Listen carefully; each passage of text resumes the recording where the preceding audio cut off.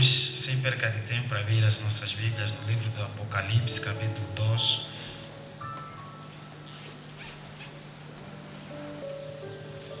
Aleluia. Raramente abrimos a Bíblia no livro do Apocalipse.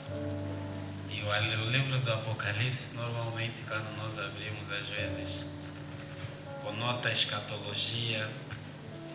Mas hoje, na verdade, aqui, eu não vou falar do final dos tempos. Amém? Mas vou falar de novos tempos. Aleluia. Apocalipse, capítulo 2, versículo 5. Por favor.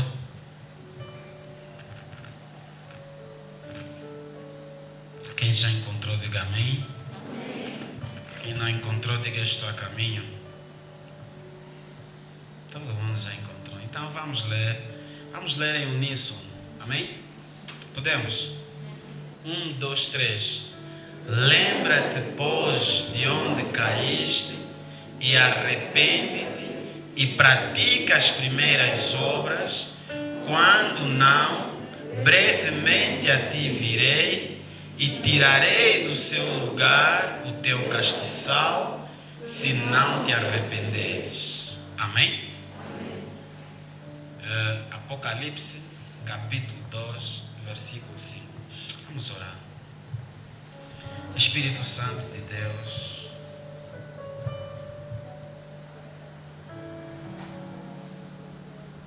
nós queremos dar a Ti a honra, a reverência. Queremos dar a Ti a honra, Pai, mais uma vez, a reverência. Queremos devolver a Ti o que é Teu, Papai. Espírito Santo, nós queremos render a Ti a nossa adoração, a nossa consciência. E, Papai, nós queremos glorificar o Teu nome. Espírito de Deus, eu quero clamar a Ti nesta tarde, que o Senhor oitava em mim os pensamentos da revelação do Teu Espírito. E que o Senhor ministre a cada um segundo a necessidade e transforme esse lugar no palco da manifestação do Teu mover. Toque em vidas, batiza com o Espírito Santo, que a Tua misericórdia nos surpreenda, nos levando no Teu altar, no altar de trabalho, Senhor Jesus. Toque as nossas almas, dê vida ao cansado, restaura o oprimido e nos toca em nome de Jesus Cristo. Não a nós, Senhor, mas a Ti, ao Teu nome. Seja a honra, seja a glória, seja o poder, seja o domínio e seja a majestade pelos séculos dos séculos. Espírito Santo, eu Te convido de novo, mais uma vez, vem, seja bem-vindo. E como Moisés, como o povo de Israel, nós queremos dizer que se a Tua presença não for conosco, nós não queremos ir a lugar nenhum. E a Tua presença é o que nós mais queremos, é o que mais estimamos aqui neste lugar. Seja bem-vindo, Espírito Santo. Vem com a Tua presença, vem com a Tua glória. Em nome de Yeshua. Vem, Espírito, vem. Vem, Espírito.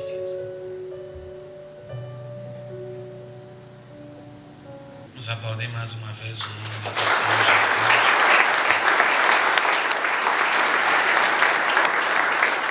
Aleluia. Muito obrigado pelas palmas que me cabem. Agora vamos aplaudir ao nome que está sendo.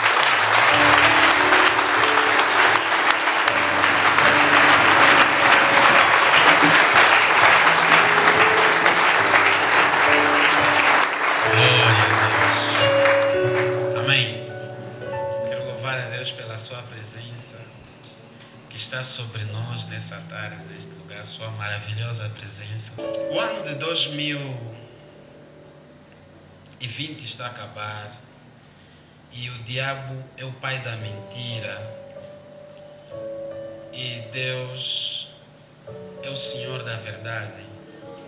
Aleluia. Então escuta aqui, toda mentira que o diabo implantou na tua vida será quebrada pelo poder da verdade. Porque a palavra de Deus diz assim: conhecereis a verdade e a verdade vos libertará. E a respeito dessa mesma verdade, Jesus disse: eu sou o caminho, a verdade e a vida. Ninguém vai ao Pai a não ser por mim. E quando a palavra de Deus está a dizer no livro de João, capítulo 8, versículo 32, e conhecereis a verdade, e a verdade vos libertará.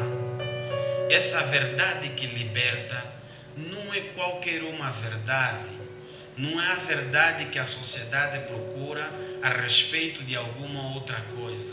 Essa verdade é uma pessoa, e essa pessoa tem um nome, e o seu nome é Jesus de Nazaré, e Ele está aqui para operar na tua vida. E a mesma palavra, quando diz conhecereis a verdade e ela vos libertará, quer dizer que a verdade tem um ministério na nossa vida.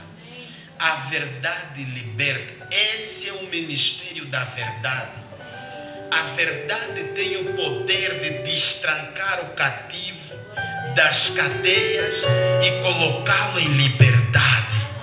Muitas das vezes, para você ser liberto, quando um réu está diante do juiz e esse réu é inocente, a única coisa que pode pôr em liberdade esse réu diante do juiz é quando o juiz descobre a verdade. E a verdade coloca em inocência a pessoa que está a ser julgada. E a mensagem de hoje faz parte da série de mensagens que eu tenho vindo a ministrar nesses dias sobre a restauração do sobrenatural. Nós falamos sobre a manifestação da glória de Deus. Depois falamos sobre a condição para a manifestação, porque Joel 2,28 diz: e há de ser que depois disso derramarei o meu espírito sobre toda a carne, vossos filhos e vossas filhas profetizarão, vossos jovens terão visões e vossos velhos sonharão sonhos. Mas diz que depois disso, então essas coisas só vão acontecer depois disso. Depois de quê? Depois de acontecer a restauração da nossa sorte. O Espírito de Deus se move na atmosfera espiritual da nossa vida. Então nós vimos que haviam duas, pelo menos o homem vive em duas dimensões da vida. Uma dimensão que lhe conecta com o natural e uma dimensão que lhe conecta com o sobrenatural. A dimensão que conecta o homem com o sobrenatural, Adão perdeu quando ele estava no jardim, quando ele desobedeceu a Deus. Ele pecou porque Adão tinha um poder sobrenatural que lhe fazia administrar o jardim. Porque quando nós lemos a Bíblia, nós conseguimos perceber que ele conversava com os animais, deu nome aos animais, porque quando a serpente foi ter com a Eva, ela falou. Ele falava com os animais. Então, Adão administrava o jardim como que numa atmosfera sobrenatural. E a palavra de Deus diz no livro de Gênesis que todos os dias, na viração do dia, Deus descia para ter uma conversa com Adão. E a própria Bíblia afirma que não é possível estar face to face com Deus e depois você permanecer vivo. Você morre. Mas Adão tinha essa virtude de estar face a face com Deus. E não era algumas vezes, com Moisés só aconteceu uma vez que ele viu a glória de Deus. Mas Adão, todos os dias, na viração do dia, no crepúsculo do dia, ele estava de frente com Deus e ele via a face de Deus. Mas essa virtude, que é a dimensão da vida que nos conecta com o sobrenatural, ele perdeu desde o momento em que ele pecou. E desde então, a intenção de Deus criou o homem para se relacionar. Porque o que Deus faz com os homens aqui na terra, nem com os anjos acontece lá no céu. A Bíblia, a respeito do céu e dos anjos, não nos nos fala de relacionamento, mas nos fala de adoração. No livro de Apocalipse nós podemos entender que os anjos que estão nos céus, eles adoram o tempo todo, porque no céu não existe transição de dia e de noite. E eles o tempo todo, lá não tem cronômetro e você fica cansado, o tempo está a passar e está a esperar. Eu já um dia há muito tempo pensei assim, mas depois assim, quando nós formos para o céu e chegarmos no céu, não vamos ficar cansados, porque o homem tem essa natureza, ele por natureza se cansa das coisas. Não vamos ficar cansados de ficar no céu, a mesma rotina todos os dias. E é que a Bíblia diz pelos séculos dos séculos e dos séculos. É que o que é de sobrenatural é que quando nós estivermos no céu, Deus vai nos tirar essa parte da nossa existência que nos faz se cansar das coisas, que nos conecta ao cronos, ao cronômetro da terra. O tempo do céu não é cronometrado como aqui na terra, o tempo do céu é eternidade. Tanto é que a palavra de Deus diz que 1000 dias para Deus é como se fosse um dia. E um dia para Deus é como se fossem 1000. O tempo no céu é cronometrado, você chama-se eternidade, não chama-se semana, nem mês, nem ano, nem século, nem milênio. Mas o tempo do céu chama-se eternidade. E o que Deus fez nos céus, Deus criou os anjos lá nos céus, para que os anjos o adorassem lá no céu, para a adoração. Nós até vemos que acima do trono de Deus tem serafins que sobrevoam ao trono de Deus, que têm 6 asas, com 2 cobrem o rosto, com 2 voam e com 2 cobrem o resto do corpo. Mas estes serafins nunca viram a face de Deus. Mas Deus descia do céu para vir aqui na terra, para se relacionar com o homem. Por quê? Porque o homem tem atributos que os anjos não têm. O livro de Salmos, capítulo 8, diz: fizeste-me por um pouco menor do que os anjos. Está no livro de Salmos, capítulo 8. O homem, o ser humano, ele tem atributos que os anjos lá no céu não têm. E que atributos são esses? Primeiro, é só você ver que os anjos são espírito. Você é carne. Isso faz de você completamente diferente. Porque quando Deus foi criar o homem, tudo que Deus criou antes foi criado pela força da palavra, simplesmente. Mas quando Deus criou o homem, Deus não usou apenas a força da palavra, Deus usou a sua mão para fazer. E Deus convocou: façamos o homem conforme a nossa imagem e segundo a nossa semelhança. E quando Deus fez essa santa convocação para fazer o homem conforme a sua imagem e segundo a sua semelhança, Deus estava a colocar nesse homem um conjunto de atributos, como eu já afirmei, que tornavam esse homem capaz de se relacionar com Deus. Segundo o que nós entendemos, se Deus fez uma convocação: façamos o homem conforme a nossa imagem e segundo a nossa semelhança, Deus estava a dizer, em palavras simples, vamos fazer um homem como nós.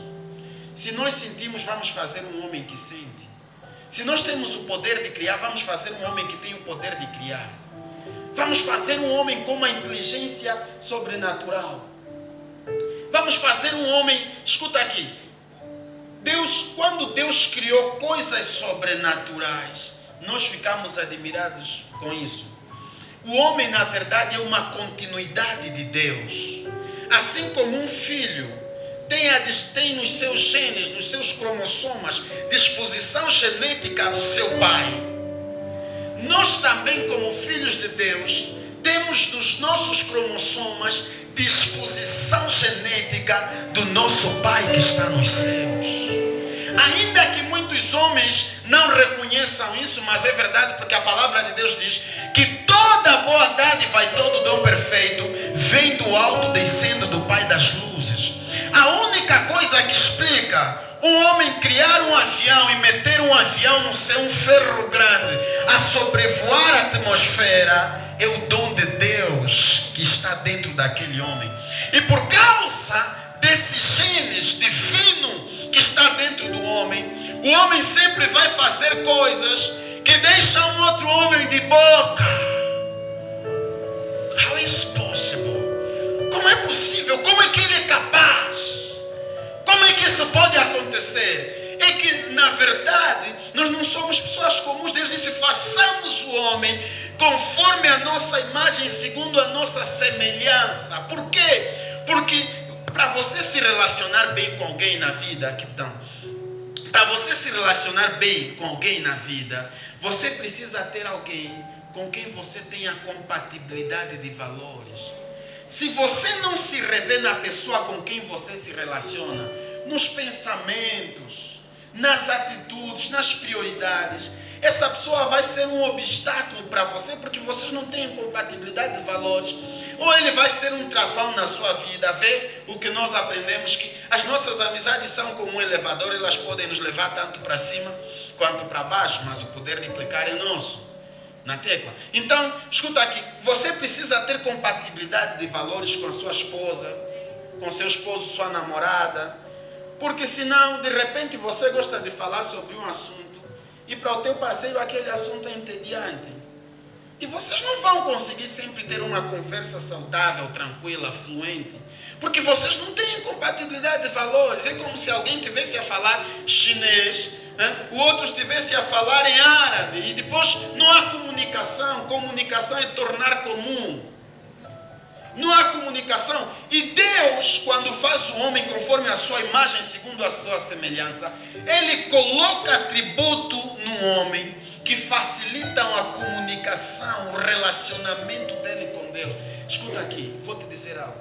Você sabia que para Deus não há pessoa mais desejável ao relacionamento do que o homem? Deixa eu simplificar. Deus é a pessoa mais apaixonada em estar perto de um homem e se relacionar com uma pessoa. Quando você está apaixonado, você quer estar com aquela pessoa que você ama, conversar, trocar mensagens, falar um monte de tempo, sair, almoçar juntos e fazer um monte de coisa porque você está apaixonado. Mas Deus é a pessoa mais apaixonada do mundo, mas Ele é apaixonado pelo homem. E quando Adão perde essa dimensão da vida que lhe conecta com o sobrenatural, a intenção de Deus em tudo o que Ele fez era restaurar esse sobrenatural do homem.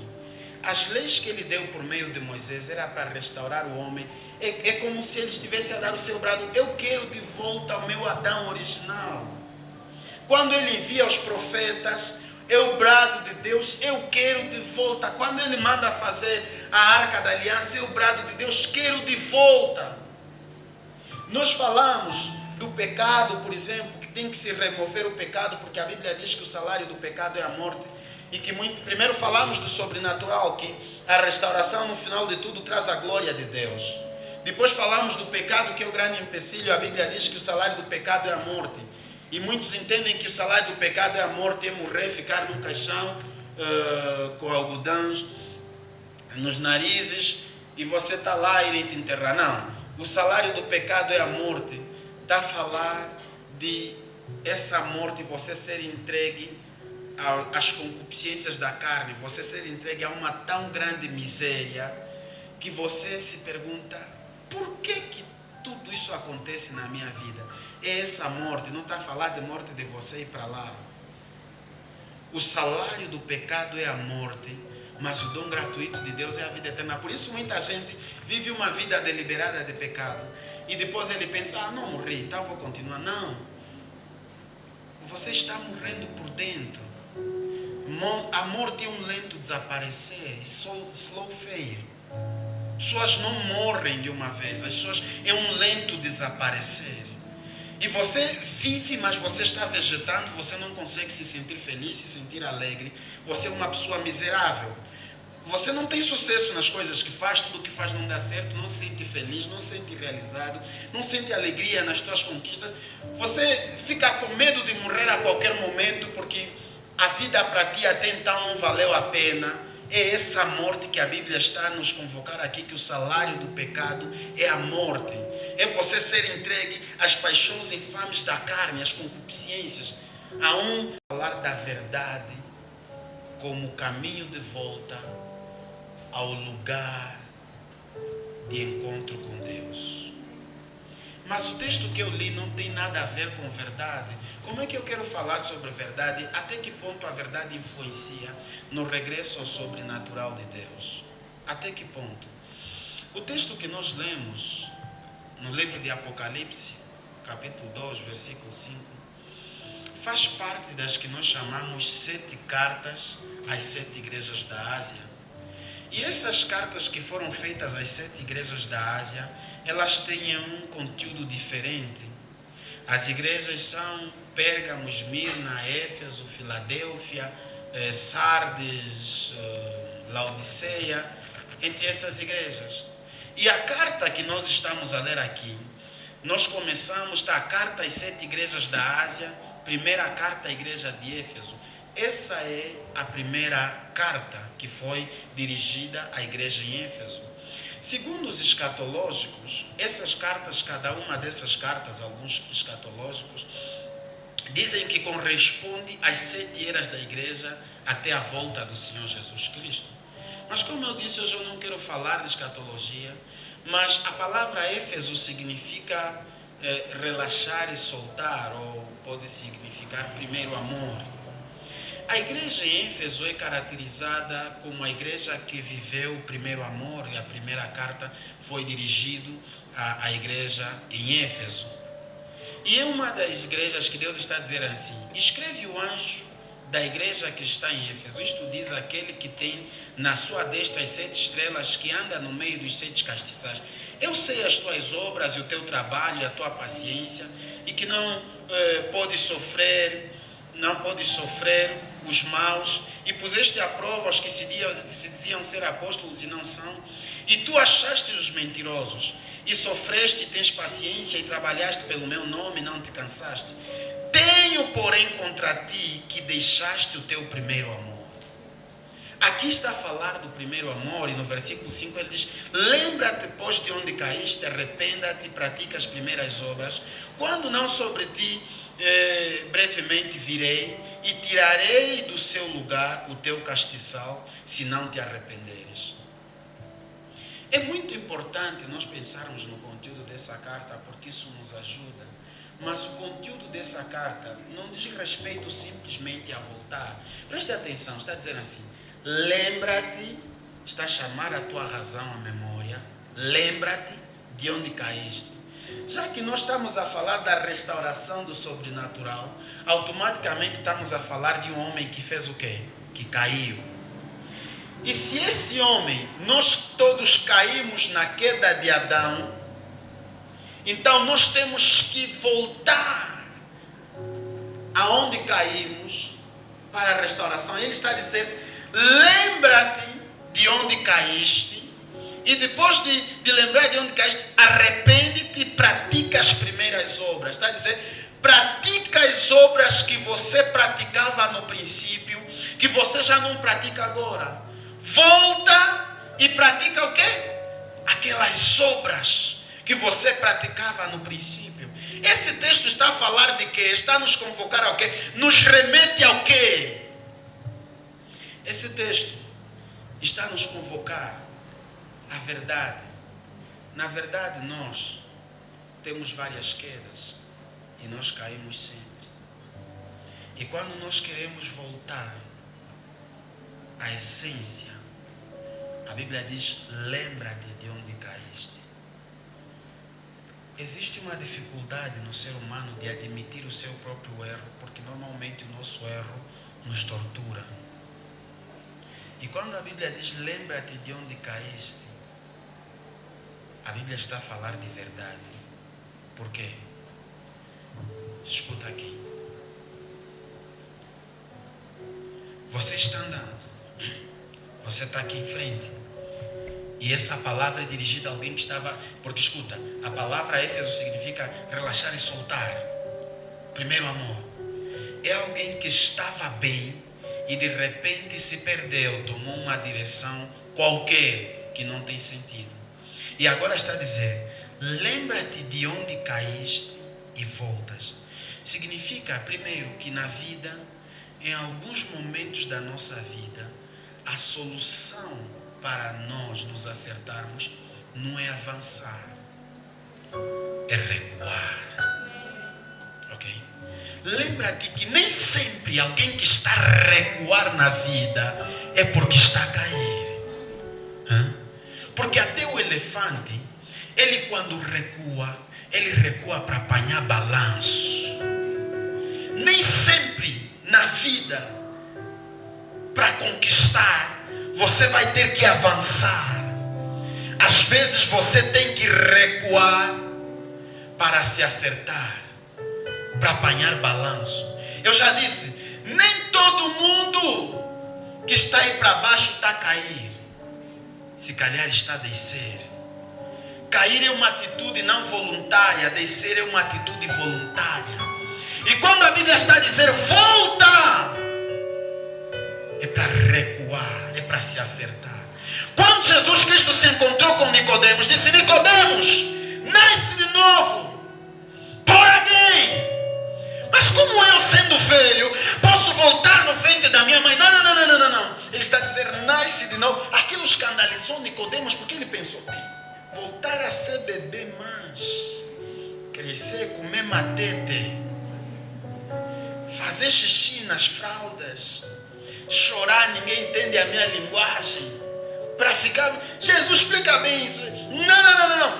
Esse que eu estou a falar, nasce de novo. Você é mais velho, não é para voltar no ventre da tua mãe.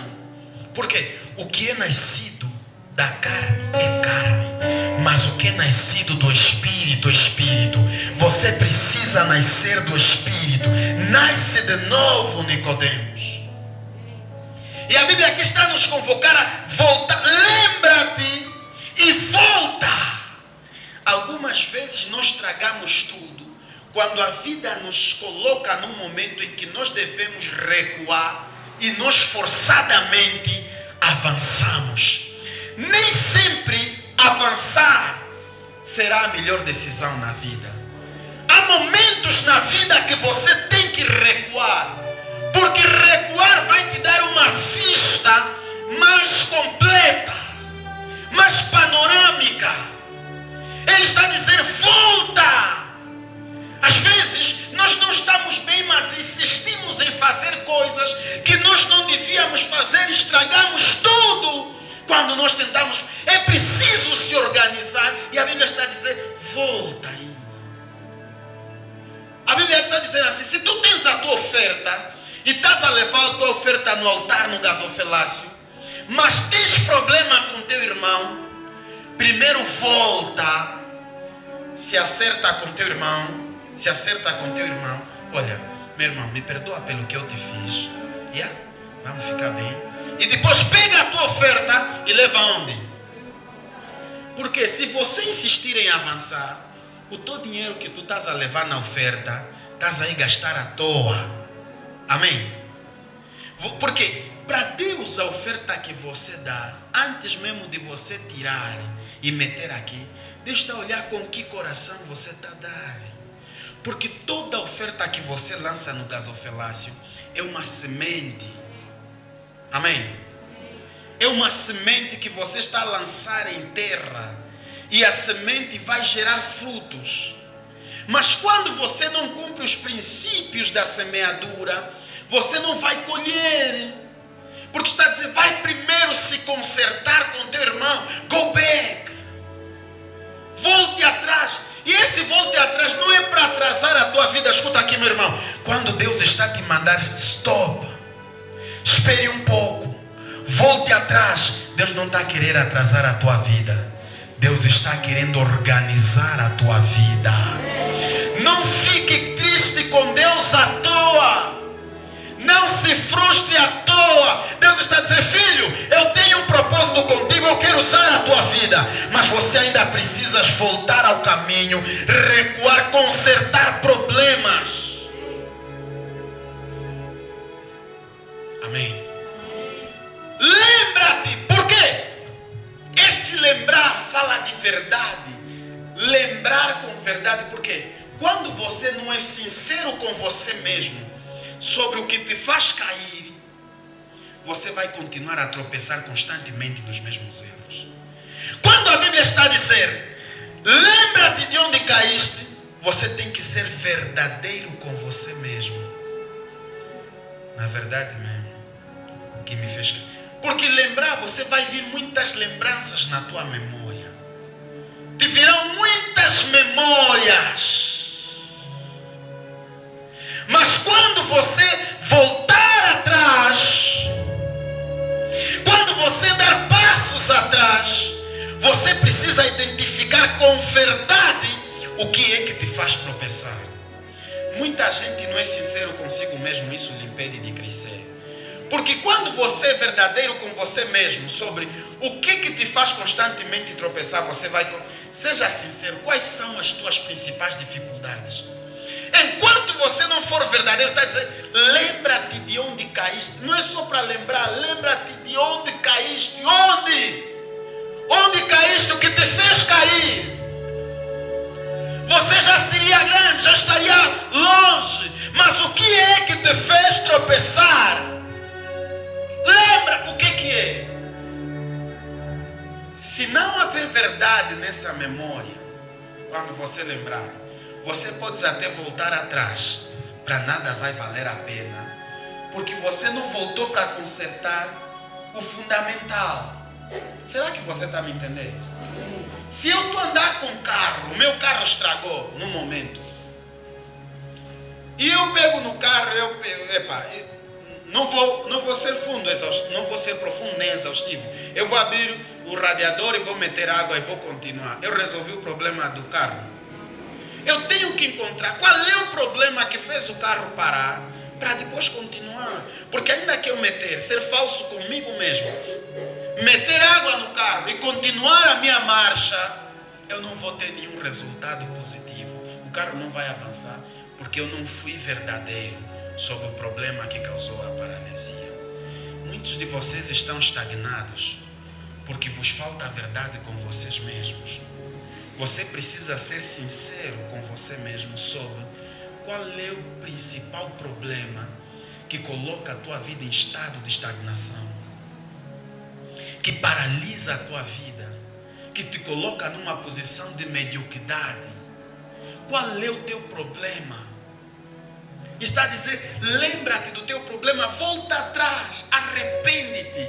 Arrepende-te está a dizer, gira no sentido contrário. Se você estava a ir nessa direção, faz diferente do que fizeste antes. Volta, conserta a tua obra e diz, pratica as primeiras obras. Tem sempre na vida algo que em algum momento corrompeu os nossos valores. Tem sempre na vida algo que em algum momento corrompeu os nossos princípios. E isso nos faz tropeçar e cria um obstáculo invisível que você não consegue ultrapassar. E há dimensões da vida que você não vai alcançar se você não remover esse obstáculo invisível. O mundo em que vivemos é físico, mas ele é regido por leis transcendentais, leis metafísicas. E você, se não entender o mundo à tua volta, o transcendental, o invisível, você vai ter obstáculos intransponíveis que vão criar limitações eternas para você. Você tem que remover, está a dizer, go back, volta! Todos nós, nessa tarde, se calhar precisamos voltar atrás para consertar alguma coisa que está nos impedir de ir longe. Se você estiver amarrado a uma borracha, cria no teu imaginário, faz uma ficção. Tem uma borracha grossa e você está amarrado, aquilo está amarrado à tua cintura e você tenta avançar. Por mais que você tente avançar, você está usando tanto esforço, mas você está amarrado lá atrás. A grande verdade é que você pode anelar coisas lá em frente, mas você nunca vai chegar. Mas quando você volta atrás, faz uma atitude simples, volta atrás, pega a corda, passa por cima e continua a avançar. Você quebrou as limitações da tua vida. Agora podes ir para frente sem nunca mais recuar. Vai em frente! Tem que haver verdade nisso. quê? Porque a igreja de Éfeso é a igreja dos apóstolos, de Atos dos Apóstolos que Jesus deixou. Éfeso era uma igreja que tinha muita maturidade. A diferença entre a igreja de Éfeso com as outras igrejas, Corinto e não sei o que, é que a igreja de Éfeso era uma igreja instruída. O apóstolo Paulo, na carta aos Éfesos, ele está a dizer: havendo feito isso, preparai-vos para o dia mau, cingivos, revestivos de toda a armadura de Deus, para que possais estar firmes contra as ciladas do diabo. Quer dizer, a igreja de Éfeso é aquela igreja onde o apóstolo Paulo, pastor, deu aquele discipulado full, completo. Não é uma igreja com muitas dúvidas ou com imaturidade. É uma igreja, é diferente da igreja de Coríntios, onde apesar de que tinha muitos dons espirituais, também tinha muita desorganização. Não, Éfeso era uma igreja discipulada, treinada. E ele está a dizer nessa igreja, que é uma igreja que experimentou milagres, que viu a glória de Deus, viu a aparição de anjos, viu manifestações sobrenaturais, sinais, prodígios e maravilhas. E ele está a dizer assim: lembra-te de onde caíste. Ele disse: eu tenho visto as tuas obras. É que a igreja de Éfeso não parou. Tenho visto a tua paciência, puseste à prova aqueles que se diziam ser apóstolos, mas não eram. Que não poderias sofrer à toa, sofreste, tens paciência, trabalhaste pelo meu nome, fizeste grandes coisas. As grandes coisas que nós temos feitos por Deus, eles criam um memorial diante de Deus, e Deus nunca se esquece de cada coisa que nós fizemos por Ele. Mas escuta, em algum momento as nossas atitudes, elas podem ter o poder de anular tudo o que nós um dia já fizemos. O que a Bíblia vai dizer quando muitos vão chegar no céu e dizer: Senhor, abra-nos a porta, porque eu sou teu servo, eu evangelizei, ganhei cidades, fiz isso. E Deus vai dizer: apartai-vos de mim, porque não vos conheço. Se eles fizeram, quer dizer que Deus se moveu neles, mas em algum momento tomaram uma direção que invalidou as suas obras. É por isso que a Bíblia está a dizer: volte, vai restaurar, vai consertar coisas que se quebraram. Deus está a dizer nessa noite para você: volte. Você está a tentar avançar à toa, você está a tentar avançar sem bagagem, tem muita bagagem que você deixou lá atrás. Volte. Volte e vai buscar os princípios que você deixou lá atrás. Volte e vai buscar a fé que você deixou lá atrás. Volte e vai buscar os teus amigos que você deixou lá atrás. Volte e vai buscar a família que você deixou lá atrás. Volte e vai buscar os sonhos que você deixou lá atrás. Você está a andar sem sonho, sem foco, sem visão. Volte e vai buscar o que você deixou lá atrás. Volte! Porque você está a andar sem rumo.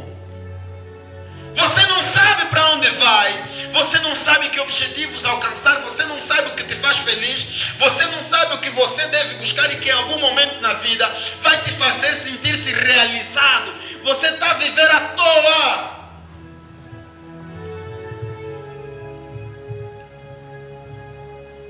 – 2020 ainda não acabou. Mas eu estou a declarar em nome de Jesus que ainda vamos a tempo de voltar atrás e trazer tudo conosco e ter uma transição gloriosa para o ano de 2021. Deus é Deus de restituição. Deus não se esqueceu de cada palavra que Ele estabeleceu na sua vida. Se Ele está a te chamar, volta, é porque Deus está naquele lugar aonde você lhe deixou.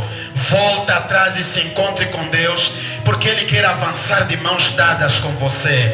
Aquilo que eram obstáculos intransponíveis para você, quando você tiver a voltar agora de mãos dadas para Deus, você vai ver que os montes aplanaram-se, fez-se caminho no meio do mar, o impossível tornou-se possível. A glória de Deus está diante de você e já não há obstáculo. Mas primeiro volte. Volte e tire da gaveta aqueles males que você acumulou. Volte. Se nós quisermos a restauração do sobrenatural nas nossas vidas, temos que voltar atrás para trazer muita coisa que é condição para a manifestação do sobrenatural nas nossas vidas, que nós deixamos lá atrás. Temos que voltar atrás para ir buscar o temor do Senhor. Temos que voltar atrás para ir buscar o zelo pela santidade. Temos que voltar atrás para ir buscar valores, princípios, a educação que nós deixamos lá atrás. Temos que voltar atrás para nos consertar com pessoas que nós ferimos, que nós machucamos, que nós devíamos dar a mão e nós pisamos. Temos que pedir perdão ou liberar perdão para alguma pessoa. Temos que voltar atrás. Volte! Porque às vezes nós criamos um obstáculo com um futuro que está bem perto de nós. Às vezes a glória de Deus está bem pertinho de você. A distância entre você e aquilo que você deseja alcançar é de 50 centímetros. Mas você não consegue avançar porque você está amarrado ao passado. Volte. Quebra a corda que te liga ao passado. E dessa vez não avança sozinho. Avança com Deus. E aquilo que era obstáculo já não será mais obstáculo. E alcance o seu objetivo. Alcance o seu alvo. Nem sempre voltar significa retroceder. Mas para voltar é preciso ter verdade no teu coração para você não voltar à toa. Primeiro, não é volta, tá voltar. Não. Fique parado. Pense. Onde é que eu tropecei que fez a minha vida tomar um rumo sem significado? Onde é que eu caí que fez a minha vida ficar sem sabor, azeda, indiferente? Onde é que eu tropecei que eu me tornei essa pessoa tão infeliz? Sem regozijo, sem júbilo. E seja verdadeiro com você mesmo. E o Senhor é quem sonda os corações, como o rei Davi fez. Ele disse: sonda, meu Deus, e conheça o meu coração, e vê se há em mim algum caminho mau, e guia-me pelo caminho reto. Quando está a dizer sondar, o que é sondar? Sondar é tirar o que está no fundo. A sonda é sonda porque ela prescruta. Sondar é ir lá no fundo. É descer à profundidade. Está dizendo: sonda-me. Quando a tua memória não te ajuda, você diz: Senhor, sonda-me. Escuta, isso aqui é uma palavra simples que eu estou a ministrar hoje, mas que vai te desprender a um fardo muito grande. Você vai dar conta que se você aplicar isso, a tua vida vai dar um salto gigante. Você vai ser diferente. É tão simples assim, mas tem um resultado tão proativo. Olha com simplicidade na sua vida e olha no teu passado, olha atrás e vê coisas simples que você precisa consertar. Prestação de contas. Vê isso que você... Então você vai pensar no teu passado, no ontem, no atrás, e o Espírito Santo vai sondar o teu coração. E cada coisa que o Espírito Santo trazer à tua memória, você escreve. O Espírito Santo vai trazendo à tua memória, escreve. E vai lá e conserta aquelas coisas. Lembra-te das tuas primeiras obras. As primeiras obras está a falar das obras do primeiro amor, quando ainda você era inocente do teu relacionamento com Deus. No momento do fogo da paixão que ardia a paixão no teu coração. E Ele está dizendo assim: volta, go back, vai lá atrás e pratica as primeiras obras.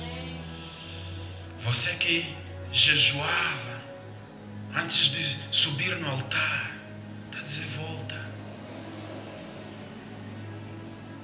Você que levantava na madrugada, pratica as primeiras obras. Você que fazia evangelismo, pratique as primeiras obras. Você que fazia o bem, pratique as primeiras obras. Vai lá. Você que tinha tempos devocionais e já não tem mais. Eras paciente, fazias um exercício do teu caráter para se relacionar com as pessoas, comungar com as pessoas. Eras implacável na busca pelos teus sonhos. E não há nada que mais ardia na tua vida do que os teus próprios sonhos. Ele está a dizer o quê? Go back. Volta e pratique essas obras. Se você voltar, na verdade você está a voltar do lugar que você nunca devia ter saído. O lugar secreto de encontro com Deus. Aonde muita coisa nós às vezes queremos atrair na nossa vida à força. algumas coisas não vêm à força. É só você obedecer princípios, que elas vêm naturalmente na tua vida. É só isso. Então, volte atrás, obedeça a princípios. Você vai ver que muito do que estava bloqueado na tua vida será desbloqueado. Portas fechadas vão começar a se abrir.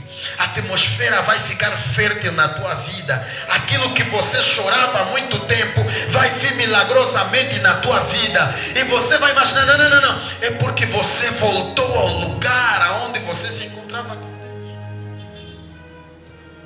E todos nós temos um lugar de início, aonde estava tudo bem, aonde tudo começou a fluir. Aquele lugar é o lugar fértil da tua vida. Está entendendo? Aquele lugar, o lugar da tua fertilidade, aonde tudo começou a fluir. Se uma torneira estiver lá e a fonte estiver aqui, se em algum momento a torneira pensar, eu já estou aqui, vou me desligar do tubo que me conecta à fonte, na torneira já não sai mais água, porque se desconectou de quê? Da fonte. Quando a Bíblia está a dizer volta, está a dizer, vem carregar as tuas botijas, vem fazer um check-up, vem fazer uma atualização geral, vem, vamos atualizar, porque você já se perdeu há muito tempo dos planos de Deus. Volta em nome de Jesus. Deus, antes que termine o ano de 2020, Deus quer fazer grandes coisas na tua vida, mas ainda tem limitações. Volta e conserta aquilo que te prende ao passado. A cada ano é um momento de transição. A atmosfera está fértil para Deus fazer alguma coisa, mas Deus está a te convidar nessa noite. Volta. Eu quero operar alguma coisa, mas só restam 30 dias para o ano terminar. Deus insiste em dizer, mas eu fiz a terra em 6 dias. Não preciso de 1000 dias para fazer alguma coisa na tua vida. Não preciso. Mas só faltam 30 dias. Será que nesses 30 dias o Senhor pode fazer isso na minha vida? Ele não precisa de 1000 anos. Nessas horas que faltam, Deus vai operar um milagre na vida de alguém que está sentado aqui. Lembra-te de onde caíste. Olha para o irmão que está ao teu lado e diz, lembra-te de onde caíste. Para nós até é mais fácil lembrar onde é que as pessoas caíram do que fazer o quê? Lembrar onde nós mesmos caímos. Não é verdade? Mas a Bíblia está a nos convocar. Não é lembra onde o Felipe caiu, é onde tu caíste.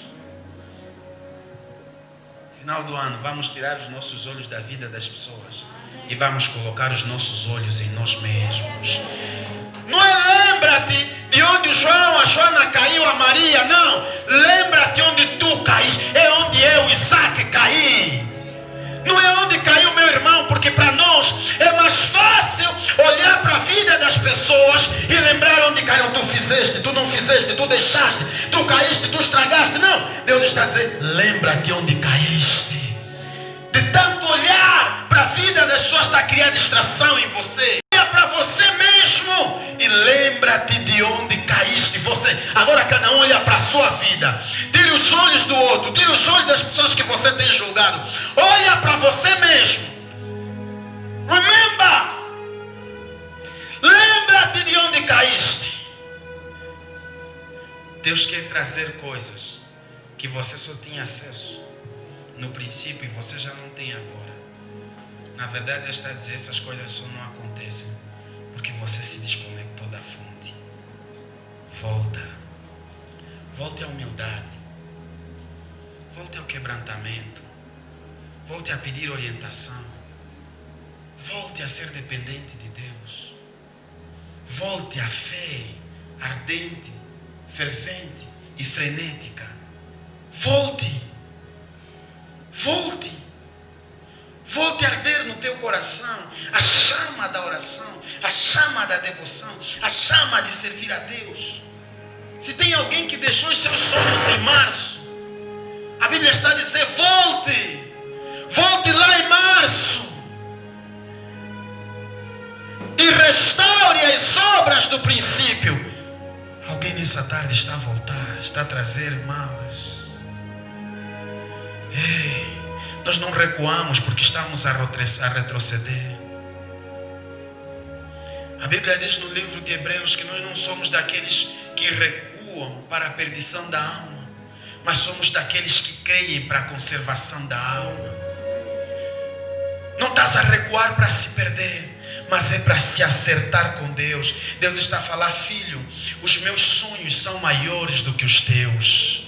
Em algum momento você pode pensar que os teus sonhos fazem mais sentido do que os meus, mas Jeremias capítulo 29 versículo 11 diz assim: eu bem sei os... Põe aí Jeremias na versão King James, por favor. Jeremias capítulo 29 versículo 11 está a dizer: mas eu bem sei, porquanto somente eu conheço os planos que determinei a vosso respeito, declara Yahweh, plano de vos fazer prosperar e não de vos causar dor e prejuízo, planos para vos dar esperança e um futuro melhor. Os planos de Deus são melhores que os teus, são mais altos que os teus. O homem planeja e falha, mas os planos de Deus jamais vão falhar. Não ficam ultrapassados, não ficam obsoletos.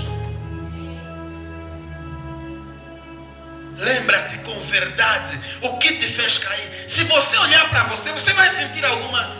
Você nunca olhou para você e você pensou: meu Deus, eu já não sou mais a mesma pessoa. Eu estou a me sentir que eu estou aí num labirinto sem saída profundo. E eu não quero que a minha vida seja como correr atrás do vento, não. Eu quero que a minha vida seja como uma chama que não se apaga no altar. Eu quero acordar feliz todos os dias, abrir a janela e me alegrar e não viver desesperado. Irmãos, a vida é urgente. Cada passo que você dá, você tem que ser feliz. Tem que ser feliz, ainda que essa felicidade esteja escondida na angústia, você tem que ser feliz. E nem sempre ser feliz significa você fazer o que você quer fazer. Quando você faz o que você quer fazer, isso é liberdade. Mas quando você se sente feliz com o que você deve fazer, isso é felicidade. Então, volte. E lembra aonde tudo começou a desmoronar, a estragar, a se deteriorar. Quando foi que tudo começou a estragar? E volte atrás e diz: Senhor, eu estraguei aqui, estraguei ali, e eu quero consertar. Senhor, me perdoa, por favor. Eu quero avançar, mas agora eu quero avançar na tua força. Eu quero avançar na força de Deus. Me dá força para conquistar os meus sonhos. Me dá força para fazer crescer a minha empresa. Me dá força para fazer crescer os meus negócios. Me dá força, Senhor, para eu me levantar da minha queda, para eu crescer espiritualmente. Me dá força, Senhor.